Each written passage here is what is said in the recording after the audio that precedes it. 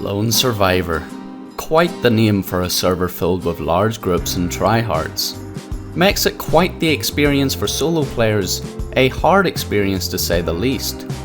But I wanted to challenge myself over these next few days. Large groups and tryhard players weren't going to stop me from attempting to get established as a solo player on what may be considered as one of DayZ's hardest servers. Okay, we've just got started on what is maybe DayZ's hardest server. The server's called Lone Survivor. There's no other server like it really. Loads of big groups, big guns, heavy armor sets, and to be honest, you don't really ever see solo players. So I'm gonna give this a go as a solo and see what happens.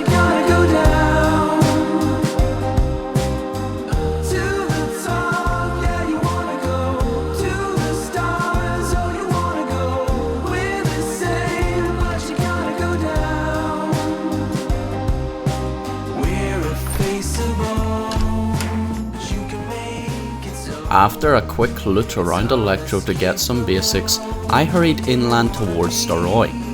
Because I was solo, I wanted to take a safer route, but also one that would allow me to get some military gear, so Staroy military tents was perfect. Now equipped with more than what I needed, I quickly made my way to the trader. I could sell the spare items I had collected before purchasing another M4 mag, ammo, and night vision as the sun was just starting to come down.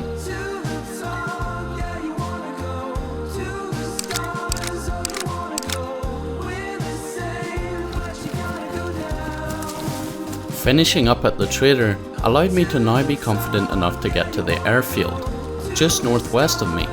Here I could get myself a lot of good gear and potentially snowball from a kill or two. By the time I reached Xclusion, the town just before the airfield had started to get dark. I noticed quite a few bases in Xclusion, so the airfield was likely to be very popular. Not exactly good news for me as a solo player, but I knew I had the ability to take on at least 2 to 3 people by myself. For the next 20 minutes or so, I would spend some time collecting as much gear as possible before something else would grab my attention.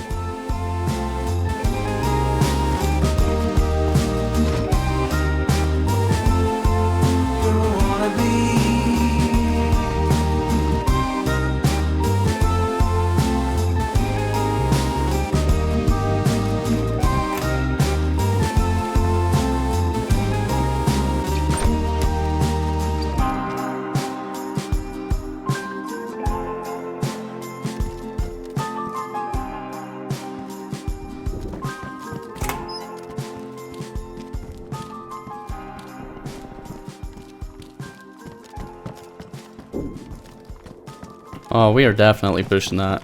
That sounds like a big fight. I could third party and clear it up. Zombies kind of want to avoid them. Now the question is, where is that at on the map? What are they shooting over? Oh, there's a King of the Hill in Vybor. I see now. Well, let's go compete over that. These King of the Hill events would give you some of the best gear on the server if you could control it for 15 minutes. I knew a lot of bigger groups would compete over this one in Vybor, so controlling it myself wasn't going to be a possibility. Instead, I needed to play like a rat. I knew people would be in the surrounding tree lines, so killing these people who least expected me to be there would be my best option. Okay, we're gonna be careful going down through these trees because there could be a player anywhere.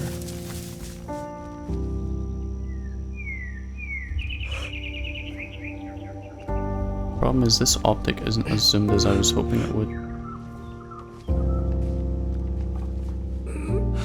Don't see anyone.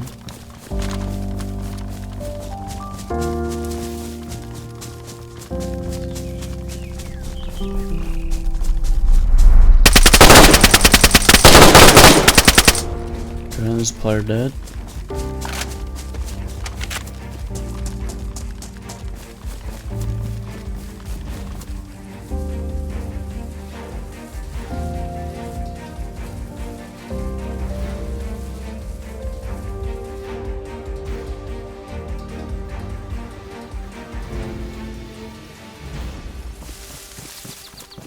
Oh my god, the hill. Bound to be another, right?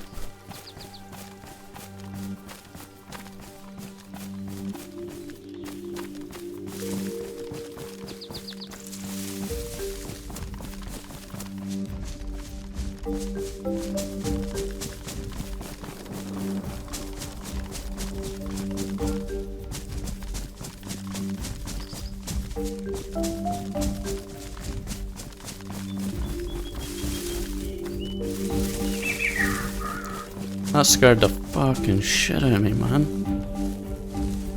Oh my god, he had an LER. How did he not kill me? Oh, he's loaded. Holy shit.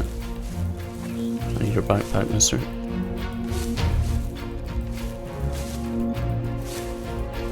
What's this gun?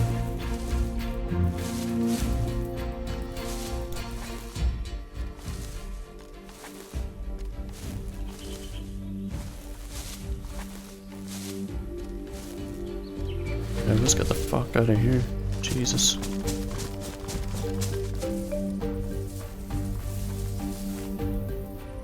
My first kill, and he had more than what I could carry in one backpack, so I had to carry a second in my hands. This was not exactly ideal, but I was going to head back to the trader anyway and try avoid player interaction until my hands were free again. But of course, something else caught my eye. There's a Helicrash there. I have to go for it.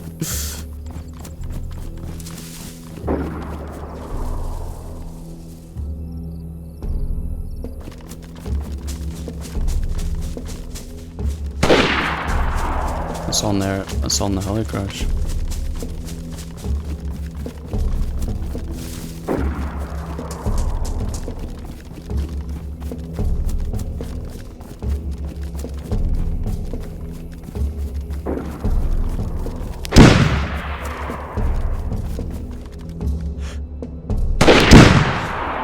There's actually people fighting over this. I should wait until one dies. I think he just killed him. Waiting for this guy to kill the other guy allowed it to become an even firefight. 1v1, best man wins.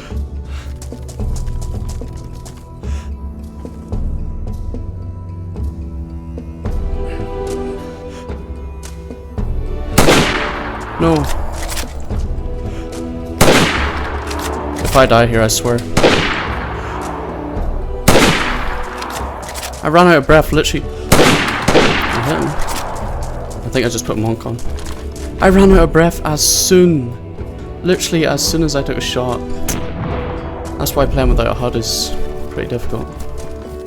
Yeah, I knocked him out.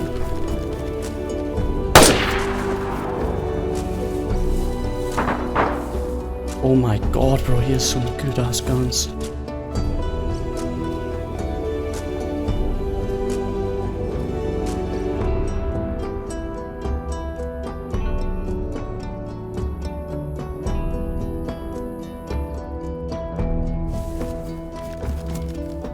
We are out of here.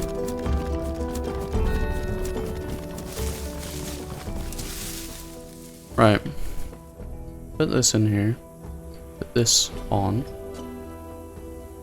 I want this one on. So this is all the good shit. Then we can put an M4 in our back. What's in this? Night vision. Drop that. We can actually just drop the cooking pot, honestly. Keep that.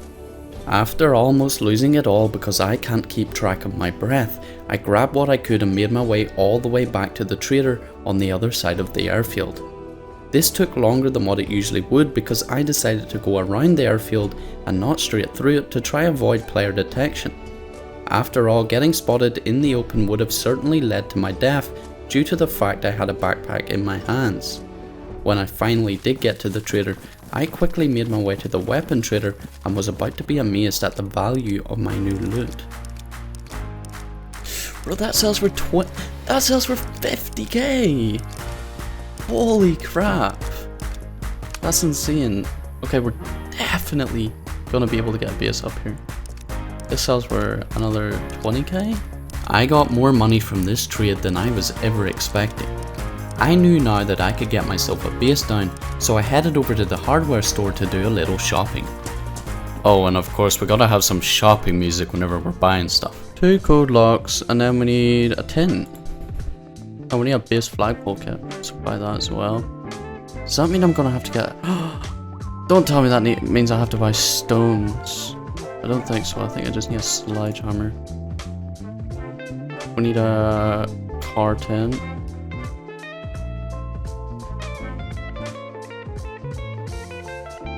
Alright, so we got a car tin, got all the parts. Flagpole, sledgehammer, right, now we need like a hatchet and shit, I believe. Oh, and we need nails. Please tell me I can buy nails. Oh, I can. My god. 8 boxes of nails, that should be enough.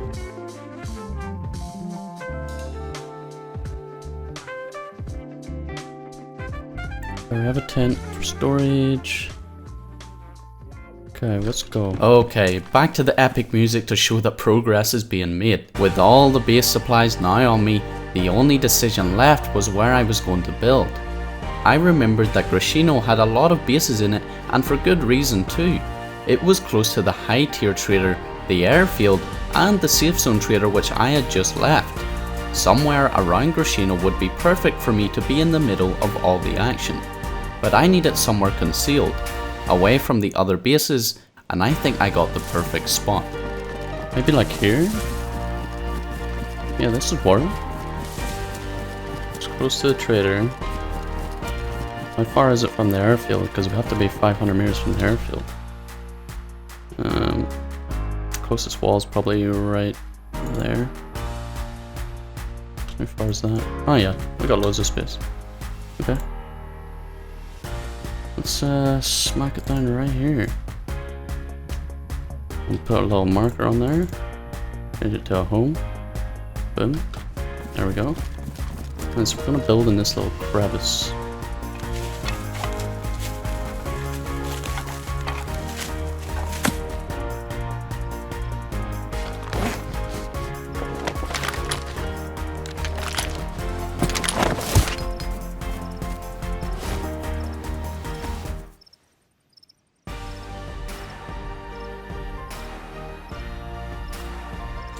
Okay, now we got some storage, so we'll put the, this has to be open unfortunately, whenever you're putting stuff in, which is risky. I suppose that's the risk of having these out in the wild. I quickly realized that I was going to need some sheet metal, so I quickly stored away my gear in this tent before returning to the trader one more time to buy what I needed. There we go, 30 sheet metal, 30 planks. Okay. Upon arriving back at base, I wasted absolutely no time and got straight into the building. Oh, and by the way, this is a custom base building mod. Oh wow, I don't even need the... Oh shit, so I don't even need like planks and stuff, but if you want to upgrade it to metal, you add metal and nails.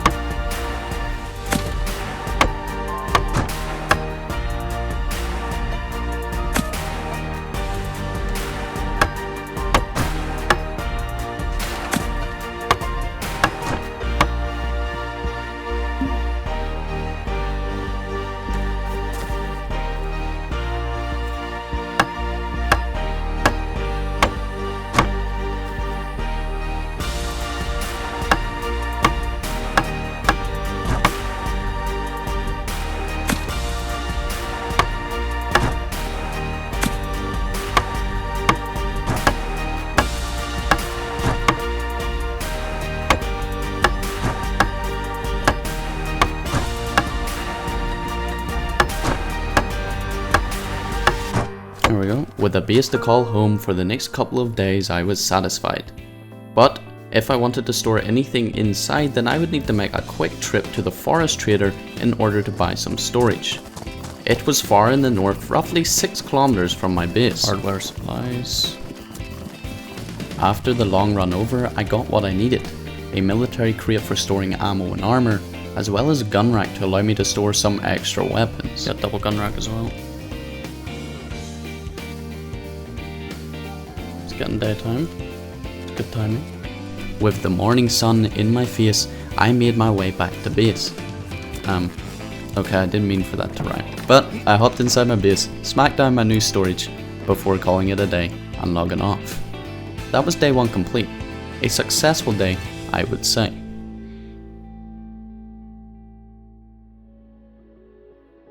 We've loaded back in. Looks like our base is still here. Perfect. Right, so today's plan is to get as many guns as we possibly can, and the best way we're going to do that is by playing around the airfield in places like that. The only problem is, of course, that we're still solo, and there's a lot of big teams playing here, so this will be fun. And I already hear shots at the airfield. Brilliant. So I'm actually going to leave this bag here because it's kind of useful for transporting gear to the trader and stuff. And plus also if I kill someone, they're most likely going to have a backpack anyway. So now that you knew my plans for today, let's get straight to the point. The airfield was my destination. I just wasn't going to be staying there for very long.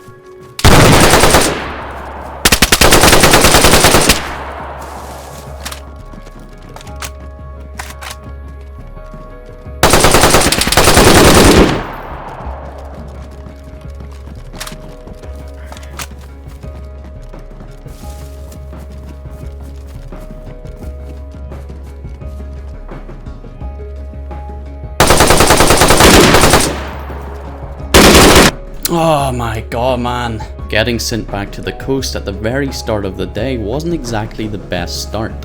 But nonetheless, I respawned in Cherno and took this opportunity to get some gear via starry military tints, which I could then store in my base as some extra gear for when I died again. It was a good idea doing this too because I was about to learn a valuable lesson during day 2 about how I should be playing as a solo player on a server like this. There we go.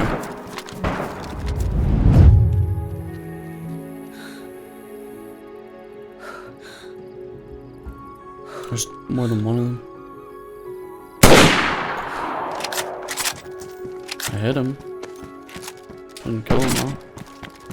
Oh my god, that was at me. I knew that because I was solo, I would have to move after every single shot I took at someone in most scenarios. But what I was talking about beforehand regarding the lesson I was about to be taught was that I should have kept the range to my advantage in a fight against more than one person. Okay, they're close. That's a big gun, whatever that is.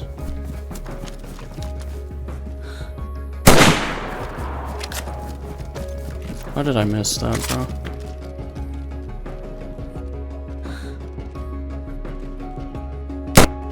What? I was very upset after this death because I was just about to start a big fight and got one tap because I was impatient. That's the lesson I learned.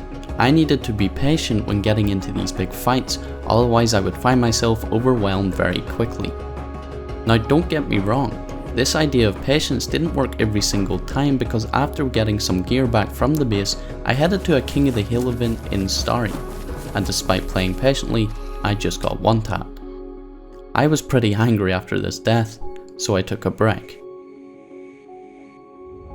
When getting back on the next day, I decided to do some loot runs just while the server population was low. I did a total of 2 loot runs and came back to base with a lot of good guns and equipment. But by the time I was done, the server pot was back up again, and upon running back to the airfield after killing a poor guy outside my base, I was about to meet the tryhards. Oh shit, there's a shot right in front of me. 2 shots. 3 shots. Sounded like they were out in the middle. Oh, yep, I see one. Oh my god, he's fully geared.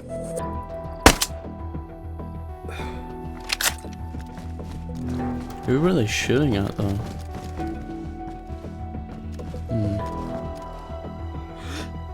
Body on.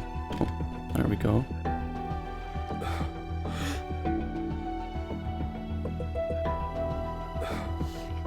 Okay, that's one of them. That guy's a ghillie. The guy I saw had like red stripes.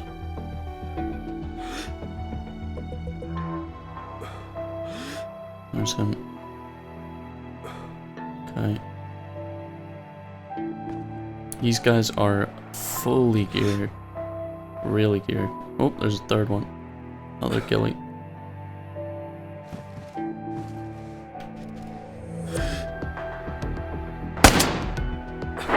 I just headshot him.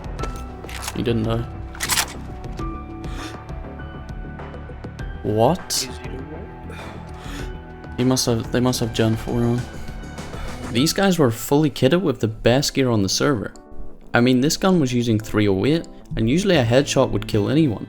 But I guess not on here. I didn't see these guys for a while, but another player did make an appearance. Oh. There he is. It's behind that bush. This is a different guy.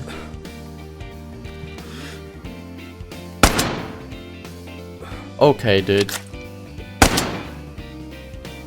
What?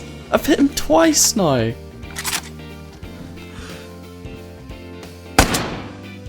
I hit him again.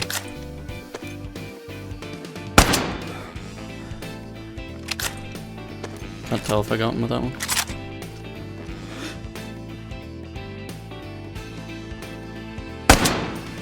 There we go, he's dead. There he is. Oh yes. That's why he survived so many shots. He has an ops core and a heavy vest. I was hoping to fight that big group, but at this stage I would take anything I could get. My base was running low on ammo and mags, so all this gear was perfect. All I had to do was get it back to the base. Holy fucking shit. Is there another? Come on.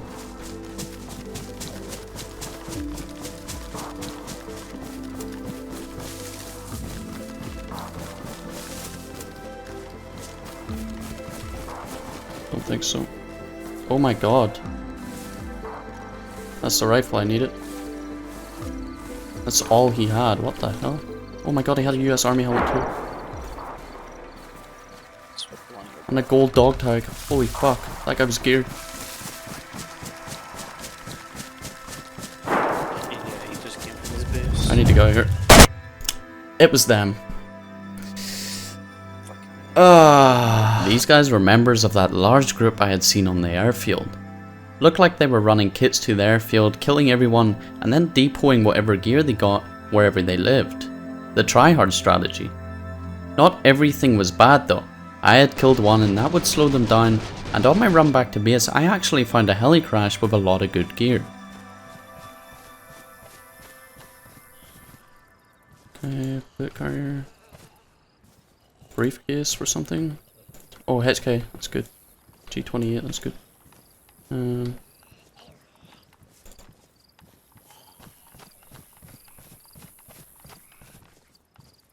It's bound to be more than that, right? Yep. Ballista, some sort of key. I did go back for the bodies under the cover of darkness, and they actually left a lot of gear behind.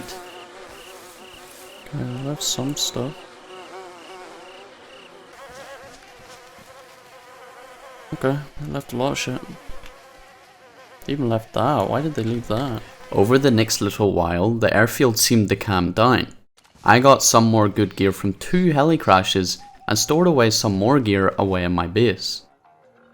Eventually I did hear shots again and decided to go push them. I had learned a lot about playing solo by this stage and wanted to put my skills to the test against one of the bigger groups, so this set of shots I chased was influenced by the hope of it being a decent sized team.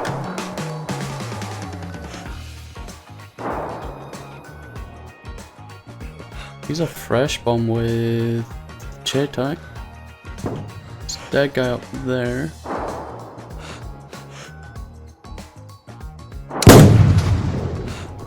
I seen a few of these guys running down into VMC. There must have been some kind of firefight going on between 2 different squads. I knew if I played patiently and held this construction site, that eventually they would come out of VMC and head towards the airfield, straight towards me. There's a guy below me.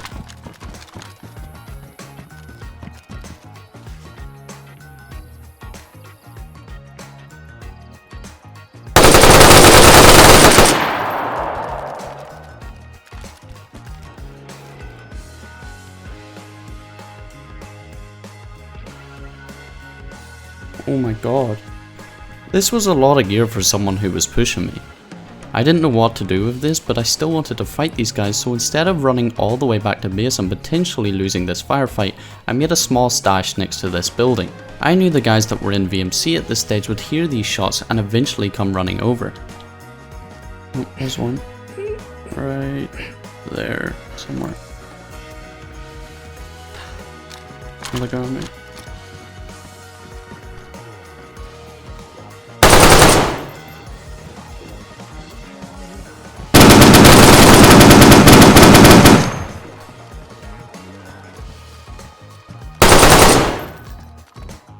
Fuck you, bitch.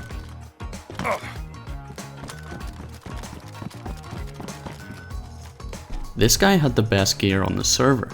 Gen 4 armor, Gen 4 helmet, some kind of big ass sniper rifle that I have never seen before, and a PKM. I knew that a guy running this kind of gear was not going to be alone, so I wasted no time, grabbed all his gear and went out to my stash again to store away all his stuff. It was upon doing so that his teammates finally caught up with him.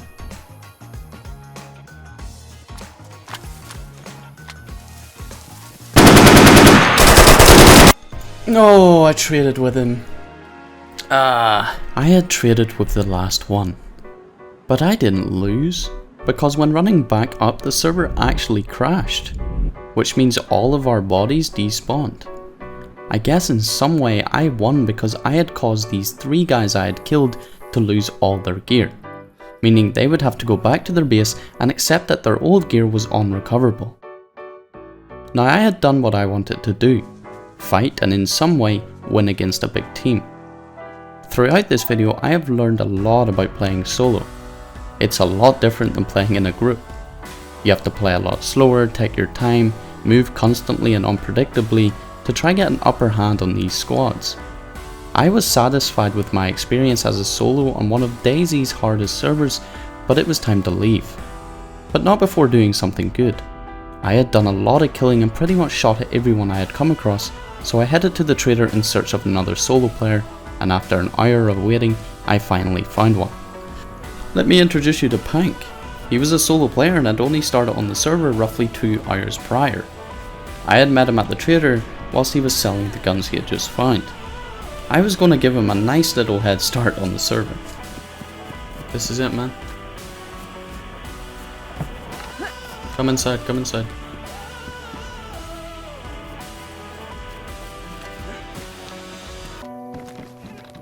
This is it.